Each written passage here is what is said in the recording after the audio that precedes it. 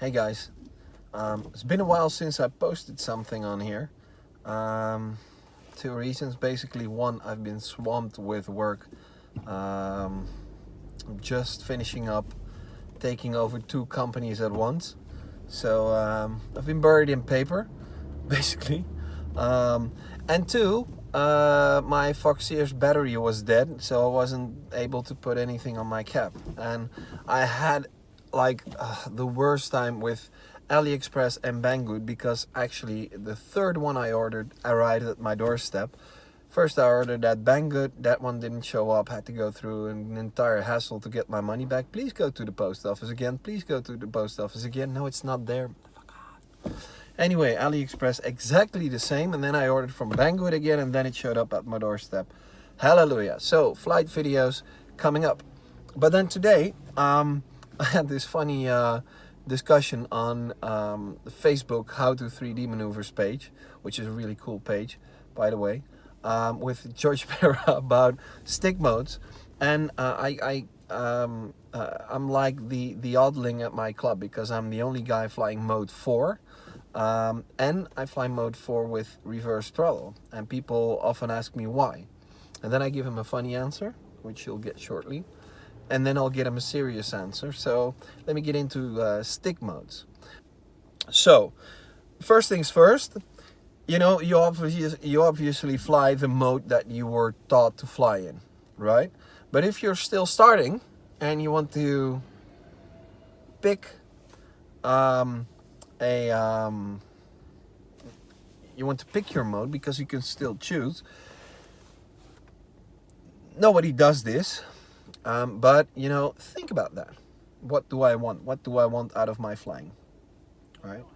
Okay, so I'm gonna stick to modes 2 and 4, because basically the explanation is exactly the same for modes 1 and 3, only it switches sides, right? So let's go between mode 2 and mode 4. Alright, so the answer I give is this. Why do I fly mode 4 with reverse throttle?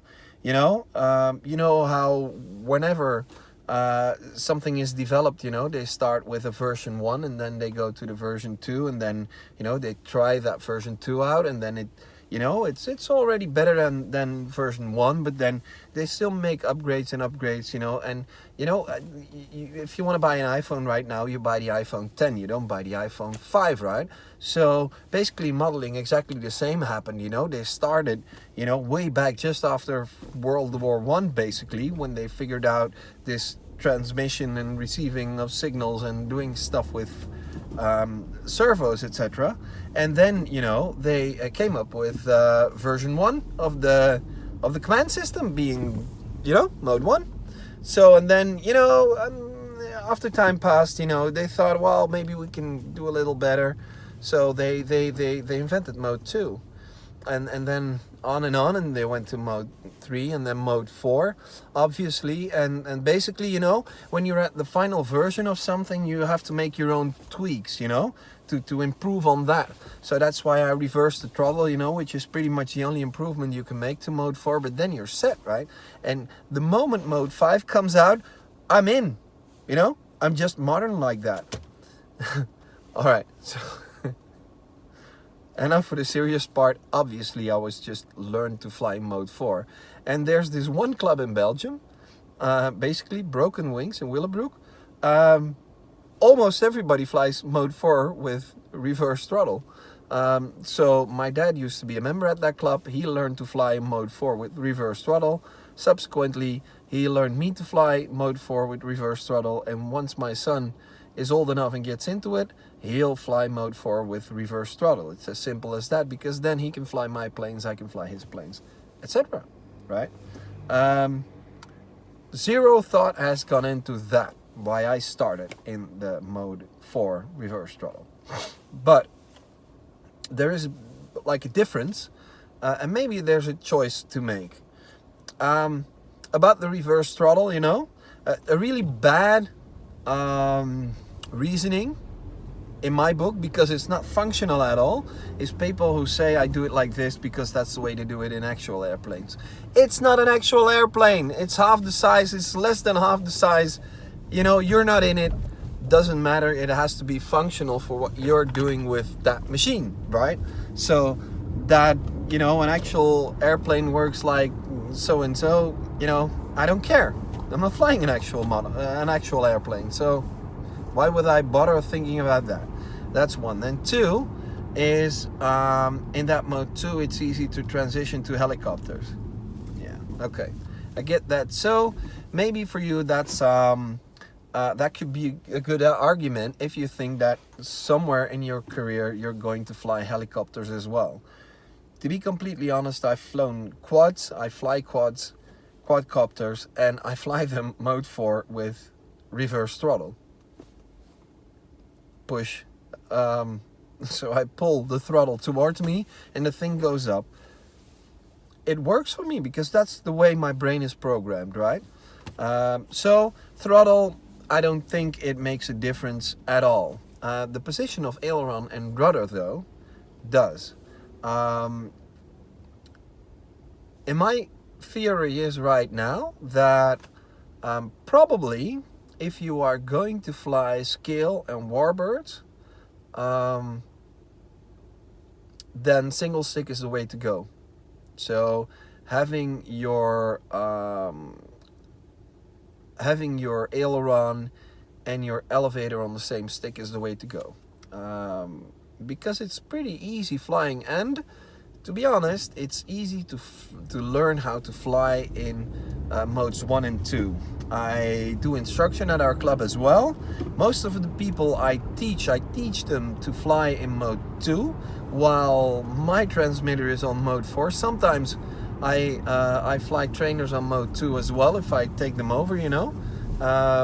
It does take some some serious brain gymnastics, but I manage, you know.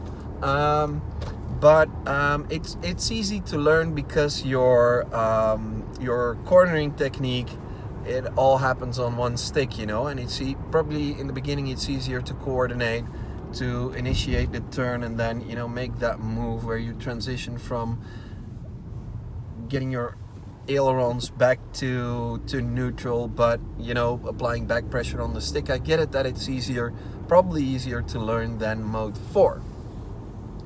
But then if you want to fly aerobatics, oh, and there's another big advantage to mode 2 actually, which is YouTube.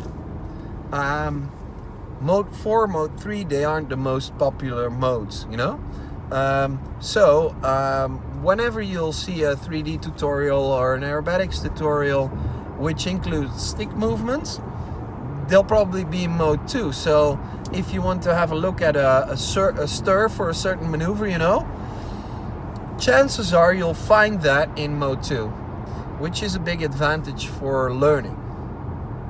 However, for programming your brain, I think mode 4 has a big advantage when it comes to 3D, being that basically I have, and for me it's my right hand stick, right, that controls my entire tail section, and I like that because let's say you start learning the hover, basically I have one stick controlling the angle of my plane in a hover, right? That controls the tail. And basically what you do in 3D post stall, a lot of that stuff is, you know, basically defying gravity and forcing your fuselage in a certain angle, and that forcing of that fuselage in that certain angle, you know, is done with the tail section. So that's why I love having my rudder and my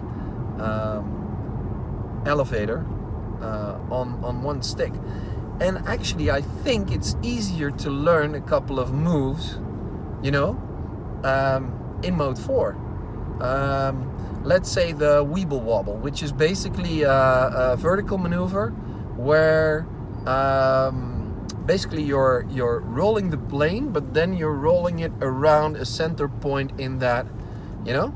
For me, that's basically I can jam my my left hand stick where it needs to be, and then my stir, be it very well timed, is the right circle with you know, with my right hand, with my right thumb, which is easy.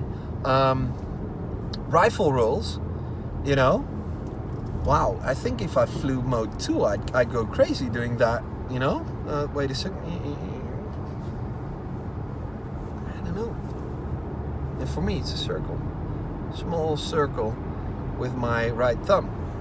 Again, very well timed, and I'm still working on that. Hey, listen, I'm almost 40 years old, you know. I'm not going to be Chase Lucia anytime soon.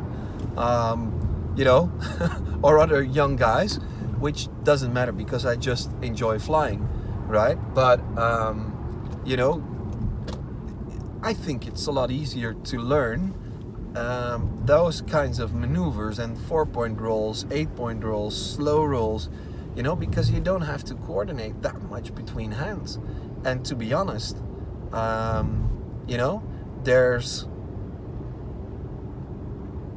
in my opinion, for most moves, there's more work to be done with your rudder and your elevator, in a mix between those two, than there is to be done with your ailerons, right? And another advantage I find is basically in the hover, you know, because it wants to, your plane will want to torque in a hover, and at certain, you know, especially when revving up, that's when you'll get that, right? So when you add power, that'll start. And basically for me, it's really easy to play with my throttle, but then basically just pull or push my my stick a bit to the side, you know, to counter for that torque while I'm applying that extra throttle. So yeah, that's my thoughts, and basically, you know, I don't know, 76% of all statistics are made up on the spot, as is this one. What shall we say? 70% of people probably flies mode 2, I think, from what I see online and on YouTube and Facebook and whatever. So, you know, you can fly any maneuver, you know. If Chase Lucia can do all the crazy shit he pulls on mode 2, you know, then basically mode 2 can't be bad. But still, you know, talking from my perspective, mode 4 has its advantages. Let me know what you think. Let me know what you think. I don't want to cause a shitstorm of reactions though, but, you know, why not? Why not? I think this is something to debate about. Well, as you were, thanks for checking out this video. Hope it wasn't too long for you. If you liked what you saw, check out the rest of the videos on this channel. If you like those, do subscribe to it. I'll be putting much more stuff online during the summer. And if you then click that bell, you know, you'll get notified when I post something online. All right, have a great day. Thanks, guys. Bye-bye.